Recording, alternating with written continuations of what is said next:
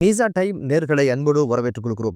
நடிகர் விஜய் தமிழக வெற்றி கழகம் என்ற பெயர்ல ஒரு அரசியல் கட்சியை தொடங்கினாரு.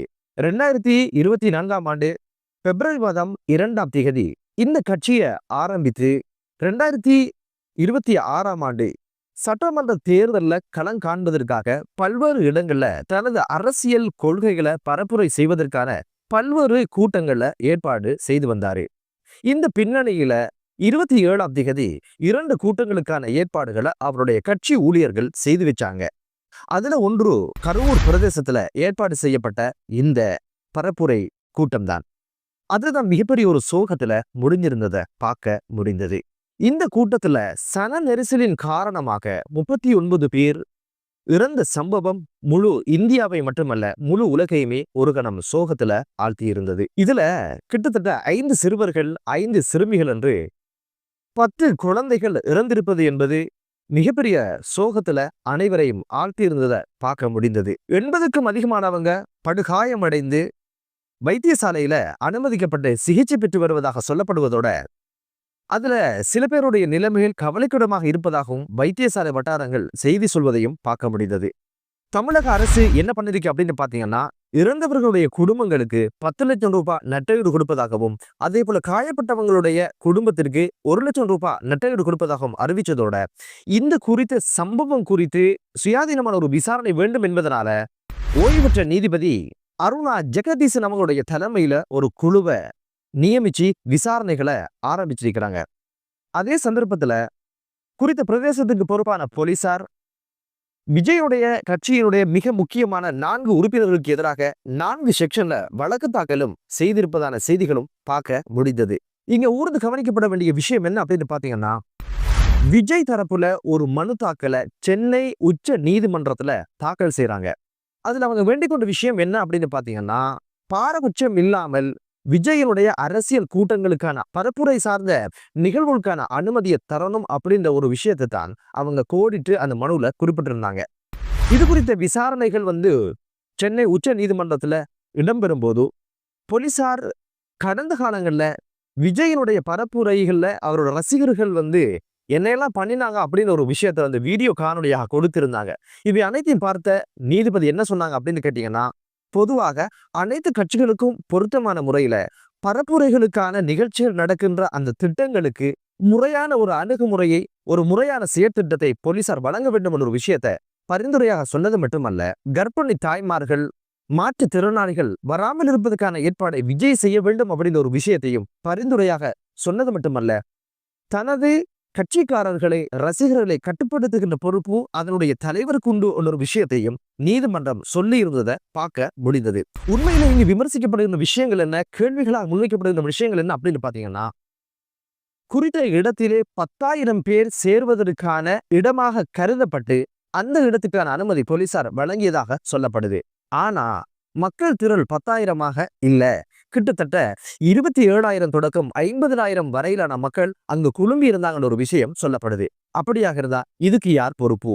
எதனால 10,000 பேர் வருவாங்க கூடுவாங்கன்னு சொல்லி அப்ரூவல் எடுத்த இடத்துல எதனால 50,000 வரைக்கும் மக்கள் ஒன்று கூடுவதற்கு அனுமதியை யார் கொடுத்தாங்க? பாதுகாப்பு துறையினர் ஏன் இது பற்றி சிந்திக்கல, அல்லது கட்சிக்காரர்கள் இது பற்றி ஏன் சிந்திக்கல அப்படின்னு ஒரு விஷயமும் இப்போது விமர்சனமாக முன்வைக்கப்படுது. இந்த கூட்டம் கட்டுப்பாடற்று ஒன்று கூடுவதற்கான ஒரு நிலை உருவானதுக்கான காரணமே விஜய் உரிய நேரத்திற்கு சமூகம் அளிக்காமையினால் 7 மணி நேரங்கள் தாமதமாக வந்ததுக்கான காரணம் என்ற ஒரு விமர்சனமும் முன்வைக்கப்படுது. கிட்டத்தட்ட 12 மணி அளவில் தான் இந்த கரூர் பிரச்சாரம் இருப்பதாக இருந்தது. ஆனால் விஜய் சேர்ந்தது 7:40 மணி அளவில் என்று சொல்லப்படுது. ஏன் இந்த விமர்சனம் முன்வைக்கப்படுது அப்படின்னு கேட்டீங்கன்னா, பகல் நேரத்தில் இந்த கூட்டம் நடந்திருந்தா இவ்வளவு சனம் கூடுவதற்கான இவ்வளவு ரசிகர்கள் கூடுவதற்கான வாய்ப்பில்லை என்று சொல்லப்படுது. காரணம்டா, பகல் நேரங்கள்ல தொழிலுக்கு போயிருப்பாங்க, வெக்க வெயில் என்பதனால அதிகப்படியான மக்கள் வருவதற்கான சாத்தியப்பாடுகள் இல்லை. எனவே ஓய்வாக இருப்பதனால மாலை பொழுது என்பதனால அக்கம் பக்கத்தில் இருக்கிறவர்கள் எல்லாம் ஒரு பொழுதுபோக்காக போயிட்டு பார்க்கலாம் என்ற முடிவுக்கு மக்கள் வந்திருப்பாங்க ஒரு விஷயமும் பேசப்படுது. எதற்காக இந்த தாமதம்?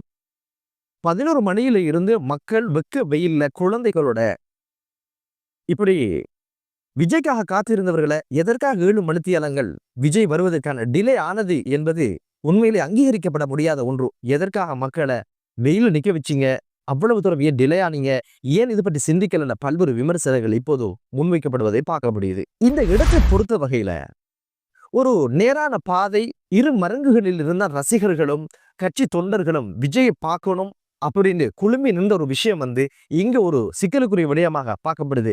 காரணம் என்ன அப்படின்னு பாத்தீங்கன்னா, சன நெரிசல்ல ரசிகர்களுக்கு பின்பக்கமாக கட்டிடங்கள் இருப்பதனால விலகிச் செல்வதற்கு முடியாது. ஒரு அனர்த்தம் ஏற்பட்டால் தப்பிப்பதற்கான வழிகளும் கிடையாது.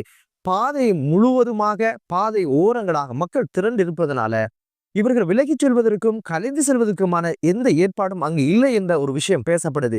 காரணம் என்ன அப்படின்னு பாத்தீங்கன்னா, இது வெறுமனே நேரான பாதை என்பதனால முச்சந்திகள் கிடையாது, நாட்சந்திகள் கிடையாது, ஒரு மைதானம் கிடையாது என்பதனால் கூட இந்த ஒரு விடயம் நடந்திருக்கலாம் என்ற விமர்சனமும் ஒரு ஊகமும் வைக்கப்படுவதும் நியாயமானது. நெரிசல் இடம்பெற்ற இடம் ரொம்ப சிக்கலானதாக, நெருக்கமானதாக இருப்பதை பார்க்க முடியுது. போலீசார் அந்த சம்பவம் நடந்த இடத்தை அடையாளப்படுத்திருக்கிறாங்க.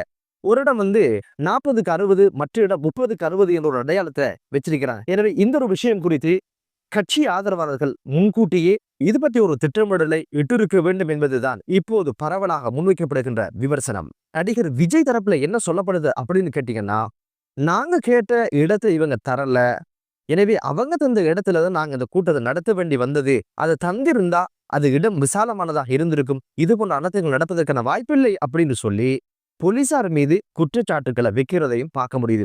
சரி, இந்த இடம் இப்படியான சனத்தை கொள்ளும் இடமாக இல்லைன்னா எதுக்கு கூட்டத்தை வச்சிங்க? விஜய் பார்ப்பதற்கான ரசிகர்கள் வட்டங்கள் எல்லாம் வரக்கூடும் என்ற ஒரு ஊகத்துல சன நெரிசல் ஏற்பட்டால் என்ன பண்ணலாம் என்ற ஒரு யோசனை ஏன் வரல? இதுல நடத்த முடியாது என்றா ரசிகர்களுடைய கட்சி தொண்டர்களுடைய ஆரோக்கியத்தை கருத்துல கொண்டு அந்த கூட்டத்துல ஏன் கெஞ்ச பண்ணலாம போனது என்ற பல்வேறு விமர்சனங்களும் இப்போது முன்வைக்கப்படுறத பார்க்க முடியுது. விஜய் பேசிக்கொண்டிருக்கும் பொழுதே பல பேர் மயங்கி விழுந்ததாகவும், வைத்தியசாலையுடைய வாகனங்கள் அவர்களை ஏற்றுச் சென்றதாகவும், அதே விஜயம் பார்த்தார் என்ற விஷயங்கள் சொல்லப்படுது. பல்வேறு சலசலப்புகள் அங்கு ஏற்பட்டதாகவும் சொல்லப்படுது. ஒரு குழந்தை காணாமல் போன ஒரு விடயமும் இடம்பெற்றிருப்பதாகவும், அது குறித்து விஜய் அந்த ஒளிபெருக்கில சொல்லியிருந்தார், இந்த குழந்தையை காணோம், இதை கண்டுபிடிச்சு கொடுங்க அப்படின்னு சொல்லி. இப்படி பல்வேறு விஷயங்கள் அவ்வப்போது நடந்தேறியது. கூடிய சீக்கிரம் அவருடைய உரையை முடித்துட்டு வெளியேறதாக சொல்லப்படுது. விஜய் விடைபெற்று சென்றதுக்கு பின்னால வெளியேறும் பட்சத்துல, வெளியேறும் சந்தர்ப்பங்கள்ல மயங்கி விழுந்தவர்கள் மீது நடந்து சென்றதான பல்வேறு விடயங்கள் இப்போது பேசுபொருளாக மாறி இருக்குது. என்னதான் இருந்தாலும் 39 உயிர்கள் பலியாக இருக்குது. இது குறித்து விஜய் தனது அனுதாபங்களை தெரிவித்திருந்தாரு.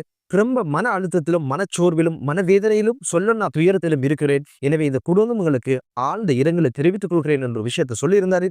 ஊடகங்கள்ல ஊடக சந்திப்புகளை தவிர்த்து வந்ததாகவும் விமர்சனங்கள் முன்வைக்கப்படுது. இப்போது விஜயனுடைய வீட்டுக்கு பாதுகாப்பு பலப்படுத்தப்பட்டதாகவும் கூறப்படுது. என்னதான் இருந்தாலும் விஜய் சேஃபாக வீட்டுக்கு போயிட்டாரு.